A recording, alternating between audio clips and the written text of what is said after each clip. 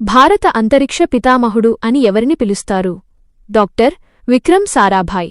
భారత అంతరిక్ష పరిశోధన సంస్థ ఇస్రో ప్రధాన కార్యాలయం ఎక్కడ ఉంది? బెంగళూరు. 1969 ఆగస్టు 15న ఇస్రో ఏర్పాటు చేయబడింది. భారతదేశం ప్రయోగించిన మొట్టమొదటి కృత్రిమ ఉపగ్రహం ఆర్యభట్ట.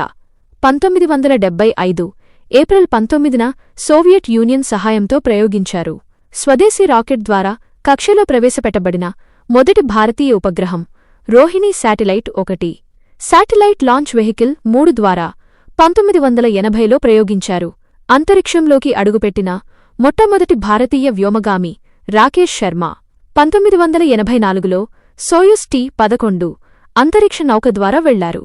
భారతదేశపు ప్రధాన ఉపగ్రహ ప్రయోగ కేంద్రం సతీష్ ధావన్ అంతరిక్ష కేంద్రం షార్, శ్రీహరికోట, ఆంధ్రప్రదేశ్. చంద్రునిపై నీటి అణువులను కనుగొన్న భారతదేశపు మొదటి చంద్రుని యాత్ర చంద్రయాన్ 1 ప్రయోగించిన సంవత్సరం 2008. మొదటి ప్రయత్నంలోనే అంగారక గ్రహం మార్స్ కక్ష్యలోకి విజయవంతంగా ప్రవేశించిన ఘనత సాధించిన ప్రయోగం మంగళయాన్. సంవత్సరం 2013. చంద్రుని దక్షిణ ధృవంపై అడుగుపెట్టిన ప్రపంచంలోనే మొదటి దేశంగా భారతదేశాన్ని నిలిపిన చారిత్రాత్మక ప్రయోగం చంద్రయాన్ 3. ఇది 2023 ఆగస్టు 23న ల్యాండ్ అయింది. ఈ రోజును జాతీయ అంతరిక్ష దినోత్సవంగా ప్రకటించారు. ల్యాండర్ దిగిన ప్రదేశానికి శివశక్తి పాయింట్ అని పేరు పెట్టారు. సూర్యుడి బాహ్యవలయం కరోనాపై పరిశోధనల కోసం భారతదేశం ప్రయోగించిన మొట్టమొదటి అంతరిక్ష నౌక ఆదిత్య L-1.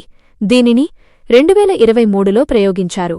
అంతరిక్షంలోకి భారతీయ వ్యోమగాములను పంపి సురక్షితంగా తిరిగి తీసుకురావడానికి భారత్ ప్రతిష్టాత్మకంగా చేపడుతున్న మొదటి మానవ సహిత అంతరిక్ష యాత్ర గగన్యాన్.